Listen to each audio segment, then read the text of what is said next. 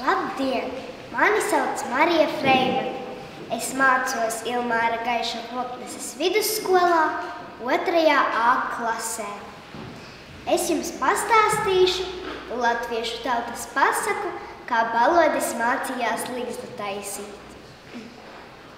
Reiz balodis nogājis pie Strazda mācīties ligzdu taisīt. Strazds bija šī lietā liels meistars. Strazds sācis taisīt skaistu ligzdu. Balodis, kā vienmēr, sekoja Strazda darbam ar lielu uzmanību. Kad dibens bija gatavs un arī malas bija sāktas drusci mūrēt, balodim tur stāvot kļuvis garš laiks. Balodis jau domājis, ka visa māksla rokā. Balodis sācis pilnā kaklā kliegt: protu, protu, protu! Spārnos pacēlies, tas aizskrējis, paldies nepateicis. Otrā dienā balodis mēģinājis pats ligzdu taisīt, bet tik tālu, kā Strazds tam bija ierādījis, nemaz netika. Balodis nu skrējis pie Strazda un lūdzis, lai vēlreiz parādot, kā taisīt ligzdu.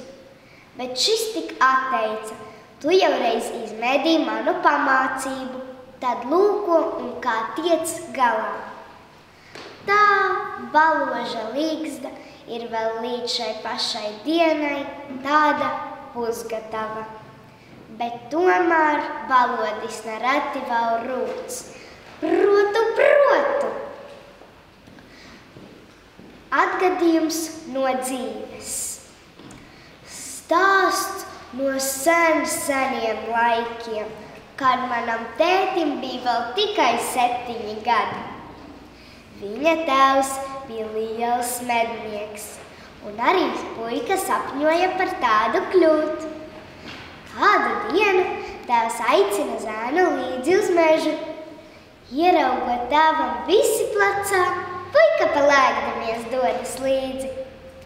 Mežā abi ierauga lapsu. Tēvs uzstāda visi, nomērķē un iečuks dēlam: esi jau gana liels, šauj pats!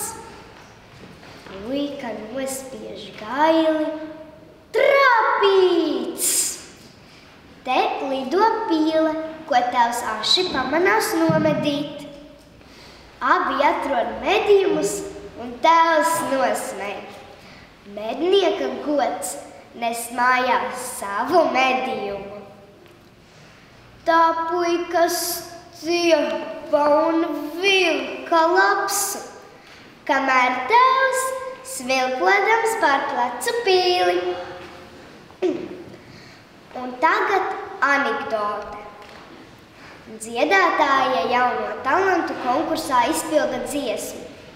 Pēc priekšsuma zālē liels troksnis. Kāds kliedz: atkārtot, atkārtot! Dziedātāja nodzied vēlreiz.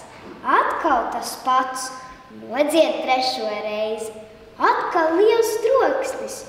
Un atkārtot, atkārtot!